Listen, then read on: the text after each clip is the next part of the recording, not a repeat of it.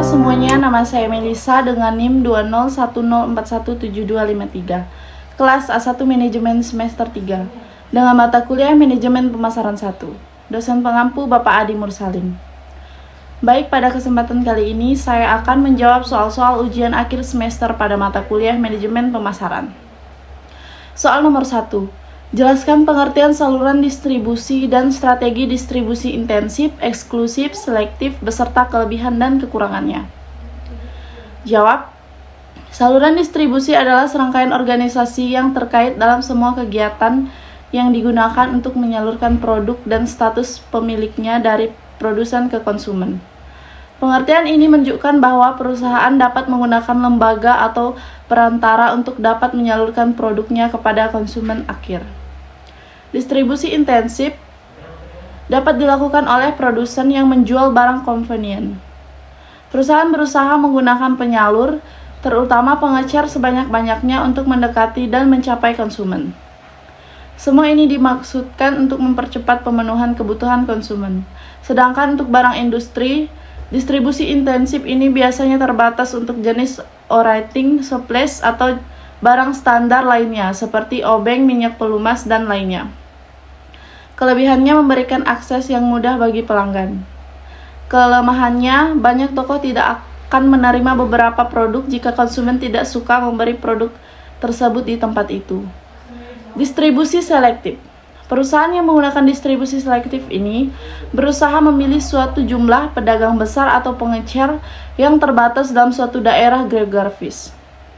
Biasanya saluran ini dipakai untuk memasarkan produk baru, barang shopping atau barang spesial, dan barang industri jenis aksesoris equipment. Kelebihannya, distribusi yang berfokus pada toko pengecer yang memiliki permintaan akan produk tersebut dan atau di mana karyawannya memiliki pelanggan menjual produk tersebut. Kelemahannya, karena distribusinya selektif, produk tersebut tidak mudah diakses. Distribusi eksklusif ini dilakukan oleh perusahaan dengan hanya menggunakan satu pedagang besar atau pengecer dalam daerah pasar tertentu. Jadi, produsen atau penyedia hanya menjual produknya kepada satu pedagang besar atau satu pengecer saja. Kelebihannya, produk tersebut dianggap prestisius. Produsen juga menjamin bahwa toko pengecer di mana produk distribusikan akan mampu melayani produk dengan layak. Kelemahannya, akses produk kepada pelanggan terbatas. Soal nomor 2. Apakah perbedaan antara bauran promosi dan bauran pemasaran? Jelaskan dengan faktor-faktornya serta bagaimana cara menentukan anggarannya. Jawab. Bauran pemasaran adalah seperangkat alat pemasaran yang digunakan perusahaan untuk mencapai tujuan pemasarannya dalam pasar sasaran.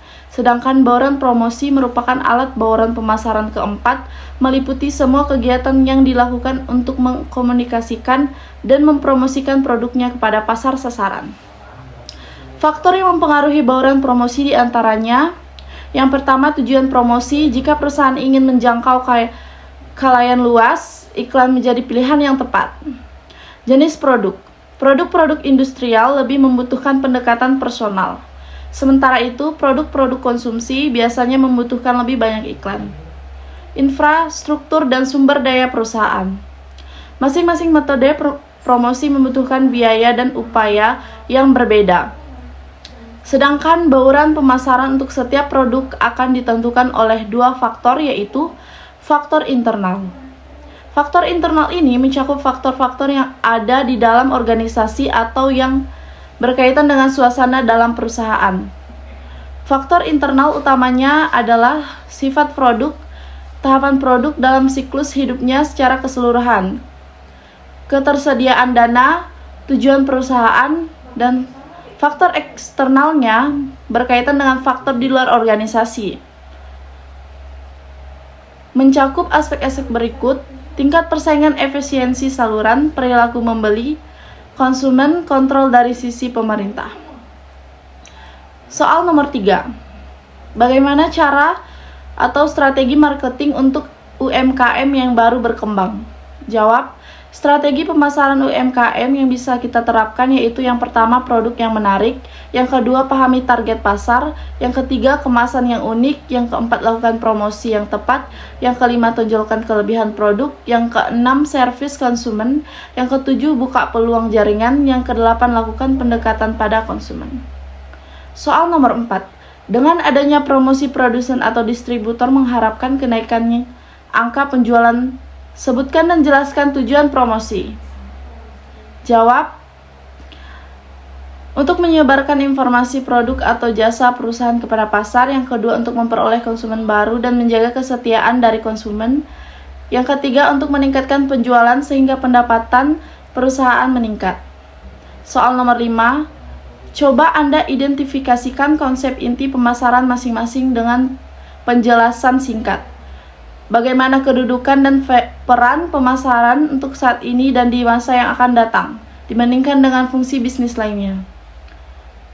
Jawab. Kedudukan dan peran pemasaran di masa sekarang dan yang akan datang yaitu pemasaran merupakan bagian terpenting dari perusahaan yang dapat menjamin kelangsungan sebuah bisnis. Tanpa adanya pemasaran, maka produk yang kita miliki tidak akan dapat dikenal baik oleh masyarakat. Semakin tinggi intensitas pemasaran sebuah perusahaan, maka tingkat penjualannya akan semakin meningkat.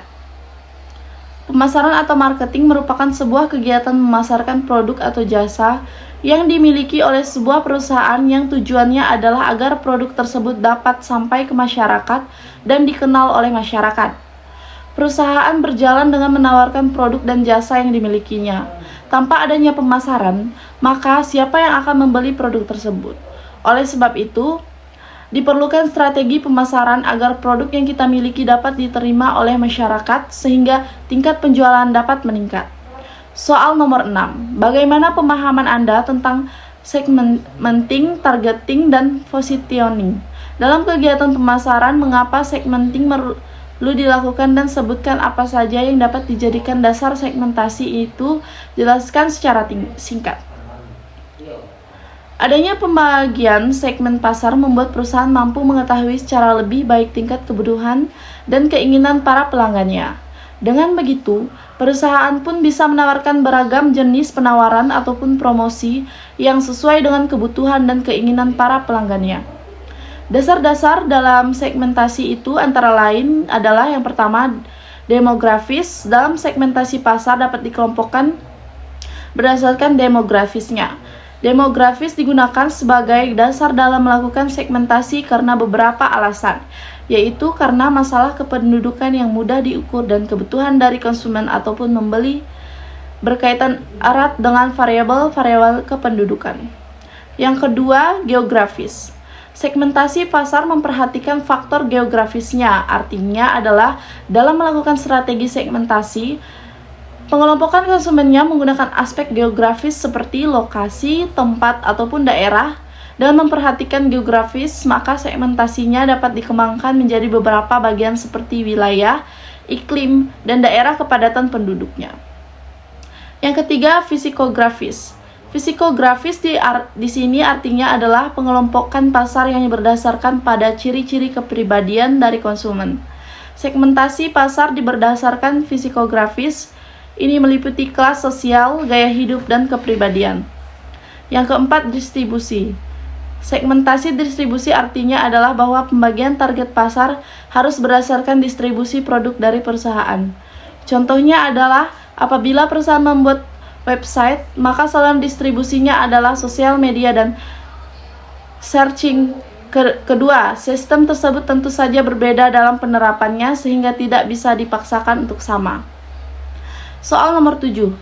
Bauran pemasaran dalam kerangka program pemasaran perlu dirancang atau dikembangkan dan dilaksanakan sesuai dengan situasi pemasaran.